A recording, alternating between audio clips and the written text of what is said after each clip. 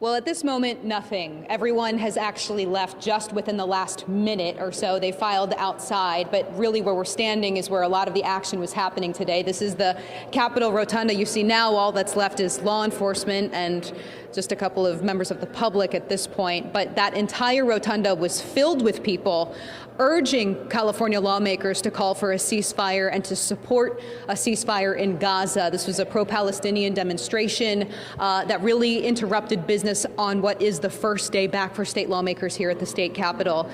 The demonstrators started when the assembly gavelled in as lawmakers there began their work. First, Assembly leadership said they were out of order, and then they broke for a brief recess from the Assembly before ultimately just deciding to call it a day. For the hours that those demonstrators were here at the state capitol, which is about 3 hours, this group had not really been asked to disperse. Their demonstration had been very peaceful, but very loud.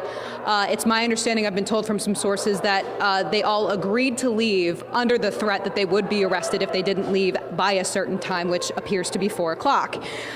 So Republicans and some Democrats say that the way that these demonstrators went about their protest was not appropriate. Protesting is a good thing.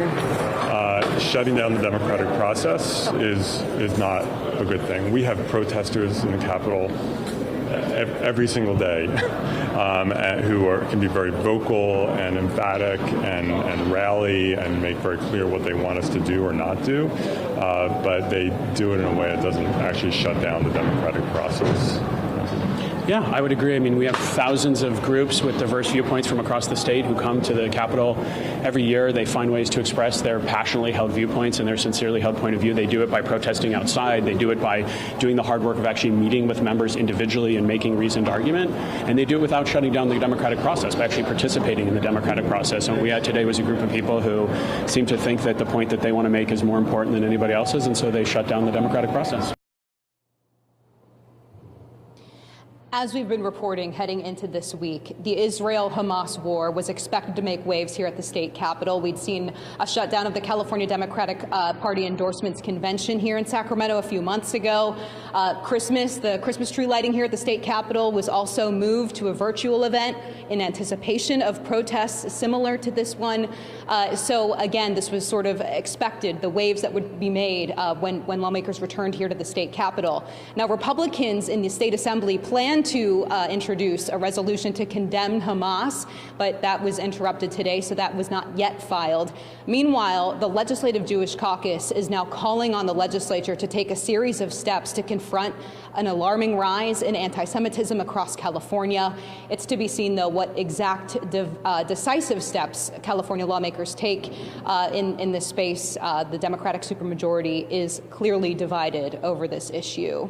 Reporting live here at the state capitol, Ashley Zavala, KCRA 3 News. So, Ashley, these demonstrators got the spotlight today. Were you able to talk to any of them about the future? They plan to do this again? It sounds like more demonstrations could be coming just from some of the talks that I had with organizers today. It's not clear when exactly those will take place. But we did see, as you saw, State Senator Scott Wiener and Assemblyman Jesse Gabriel, who lead that California Legislative Jewish Caucus, is really urging state lawmakers to sort of proceed here with them in mind. And also it's to be seen maybe what action lawmakers might take to prevent such demonstrations. But again, we'll really have to see. All right, we'll have to wait and see how this all plays out. Ashley Zavala live for us at the Capitol. Thank you.